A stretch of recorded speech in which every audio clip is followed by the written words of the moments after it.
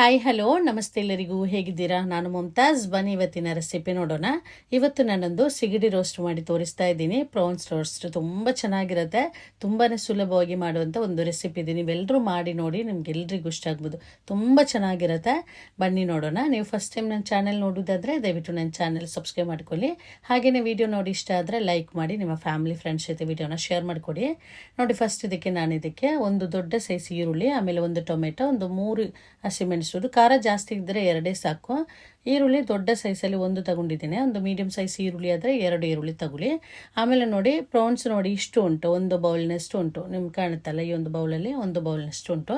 ಆನಂತರ ನೋಡಿ, ಒಂದು ಪ್ಯಾನ್ ಇಟ್ಟೋದಕ್ಕೆ ಸ್ವಲ್ಪ ತೆಂಗಿನ ಎಣ್ಣೆ ಹಾಕೊಳ್ಳಿ. ತೆಂಗಿನ ಎಣ್ಣೆ ಇದ್ದರೆ ತೆಂಗಿನ ಎಣ್ಣೆಯಲ್ಲೇ ಮಾಡಿ, ತುಂಬ ಚೆನ್ನಾಗಿರುತ್ತೆ. ಇಲ್ಲಾಂದರೆ ಬೇರೆ ಆಯಿಲ್ ಆಗ್ಬೋದು, ಸನ್ಫ್ಲವರ್ ಆಯಿಲ್ ಯಾವುದು ಕೂಡ ಆಗ್ಬೋದು.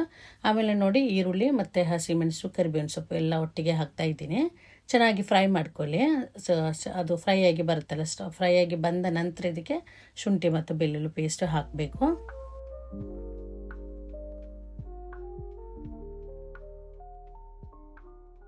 ನೋಡಿ, ಈರುಳ್ಳಿ ಎಲ್ಲ ಫ್ರೈ ಆಗಿ ಬಂದಿದೆ. ಇವಾಗ ಇದಕ್ಕೆ 1 ಟೀ ಸ್ಪೂನಷ್ಟು, ಸಣ್ಣ ಸ್ಪೂನಲ್ಲಿ 1 ಸ್ಪೂನ್ ಶುಂಠಿ ಮತ್ತು ಬೆಳ್ಳುಳ್ಳಿ ಪೇಸ್ಟ್ ಹಾಕ್ತಾ ಇದ್ದೀನಿ.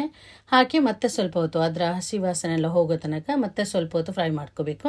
ಆನಂತರ ಸಣ್ಣ ಉರಿಯಲ್ಲಿ ಇಟ್ಕೊಳ್ಳಿ. ಸಣ್ಣ ಉರಿಯಲ್ಲಿ ಇಟ್ಕೊಂಡು ಮಸಾಲೆ ಪೌಡ್ರ್ ಹಾಕಿದ್ರೆ ಆಯಿತು. 1/4 ಟೀ ಸ್ಪೂನಷ್ಟು ಅರಿಶಿನ ಪುಡಿ, 1 ಟೀ ಸ್ಪೂನು ಕೊತ್ತಂಬರಿ ಪುಡಿ, ಆಮೇಲೆ ಚಿಲ್ಲಿ ಪೌಡ್ರ್ ಖಾರ ನೋಡಿಕೊಂಡು ಬೇಕಾದಷ್ಟು ಹಾಕಿ. ನಾನಿವಾಗ 1/4 ಟೇಬಲ್ ಸ್ಪೂನಷ್ಟು ಹಾಕಿದ್ದೇನೆ. ಇದು ಕಾಶ್ಮೀರಿ ಚಿಲ್ಲಿ ಕಲರ್ ಮಾತ್ರ ಇರುತ್ತೆ, ಖಾರ ಜಾಸ್ತಿ ಇರಲ್ಲ, ಅದಕ್ಕೋಸ್ಕರ.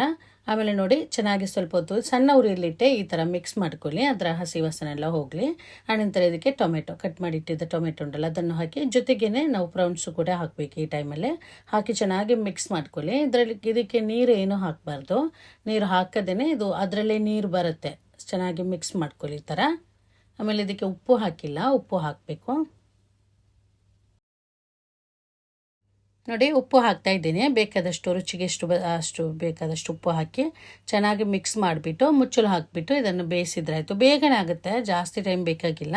ಫಸ್ಟ್ ಸ್ವಲ್ಪ ಹೊತ್ತು ಹೈ ಫ್ಲೇಮಲ್ಲಿ ಇಟ್ಕೊಳ್ಳಿ. ಆನಂತರ ಒಂದು ಸಲ ಮಿಕ್ಸ್ ಮಾಡಿಬಿಟ್ಟು ಮತ್ತೆ ಮೀಡಿಯಮ್ ಫ್ಲೇಮಲ್ಲಿ ಇಟ್ಟು ಬೇಯಿಸಿದ್ರೆ ಆಯಿತು. ನೋಡಿ, ಸ್ವಲ್ಪ ಹೊತ್ತು ಹೈ ಫ್ಲೇಮಲ್ಲಿ ಇಡುವಾಗ ಅದರ ನೀರೆಲ್ಲ ಬಿಟ್ಟು ಬಂದಿದೆ.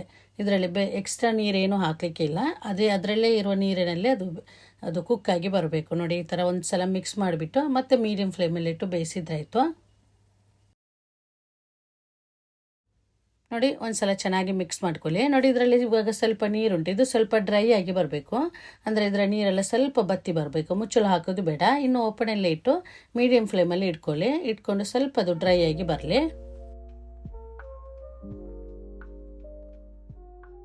ನೋಡಿ, ಈ ರೀತಿಯಾಗಿ ಬಂದರೆ ಸಾಕು. ಕಾಣುತ್ತಲ್ಲ ನಿಮಗೆ?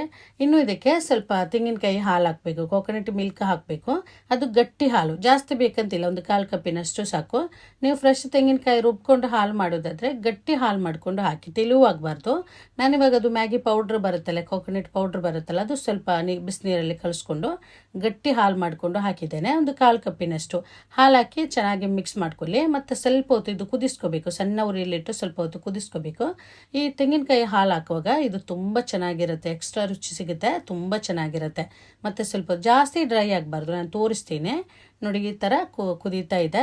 ಆಮೇಲೆ ಇದಕ್ಕೆ ಸ್ವಲ್ಪ ಕರಿಮೆಣಸಿನ ಪುಡಿ, ಆಮೇಲೆ ಸ್ವಲ್ಪ ಗರಂ ಮಸಾಲ, ಒಂದು ಅರ್ಧ ಟೀ ಸ್ಪೂನ್ ಗರಂ ಮಸಾಲ ಅಷ್ಟೇ, ಒಂದು ಕರಿಮೆಣಸಿನ ಪುಡಿ ಇನ್ನೂ ಇಲ್ಲ ಅಂದರೆ ಬೇಡ, ಸ್ಕಿಪ್ ಮಾಡ್ಕೋಬೋದು. ಕೊತ್ತಂಬರಿ ಸೊಪ್ಪು ಹಾಕಿ ಚೆನ್ನಾಗಿ ಮಿಕ್ಸ್ ಮಾಡ್ಕೊಳ್ಳಿ. ಫೈನಲ್ ಆಗಿ ನಮ್ಮ ಕೈಯಲ್ಲಿ ಟೊಮೆಟೊ ಸಾಸ್ ಅಥವಾ ಟೊಮೆಟೊ ಕೆಚಪ್ ಏನಾದರೂ ಇದ್ದರೆ ಅದು ಸ್ವಲ್ಪ ಹಾಕಿ. ಅದು ಹಾಕುವಾಗ ಚೆನ್ನಾಗಿರುತ್ತೆ, ರುಚಿ ಎಲ್ಲ ಚೆನ್ನಾಗಿರುತ್ತೆ. ಇಲ್ಲಾಂದರೆ ಬೇಡ, ಜಾಸ್ತಿ ಬೇಡ. ಒಂದು ಟೀ ಸ್ಪೂನ್, 1 ಅಥವಾ 1.5 ಈ ಥರ ಅಷ್ಟು ಸಾಕು. ಸಣ್ಣ ಸ್ಪೂನಲ್ಲಿ ಹಾಕಿ ಚೆನ್ನಾಗಿ ಒಂದು ಸಲ ಮಿಕ್ಸ್ ಮಾಡ್ಕೊಳ್ಳಿ. ಬೇಕಾದರೆ ಮತ್ತೆ ಸ್ವಲ್ಪ ಕೊತ್ತಂಬರಿ ಸೊಪ್ಪು ಹಾಕ್ಬೋದು. ಆಯ್ತು, ಇವಾಗ ಇಷ್ಟು ಆಯಿತು, ರೆಡಿ ಆಯ್ತು. ಇವಾಗ ಇನ್ನು ಸ್ಟವ್ ಆಫ್ ಮಾಡ್ತಾ ಇದ್ದೀನಿ.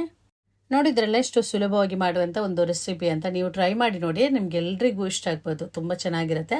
ನೋಡಿ, ಇವತ್ತಿನ ನಮ್ಮ ಸಿಗಡಿ ರೋಸ್ಟ್ ಇಲ್ಲೇ ರೆಡಿ ಆಯಿತು. ಇದು ಬಿಸಿ ಬಿಸಿ ಅನ್ನ ಜೊತೆ, ಆಮೇಲೆ ಚಪಾತಿ, ನೀರು ದೋಸೆ ಇದ್ರ ಜೊತೆಗೆಲ್ಲ ಸೂಪರ್ ಆಗಿರುತ್ತೆ. ನೀವು ಒಂದು ಸಲ ಮಾಡಿದರೆ ಮತ್ತೆ ಮತ್ತೆ ಮಾಡ್ತೀರಾ.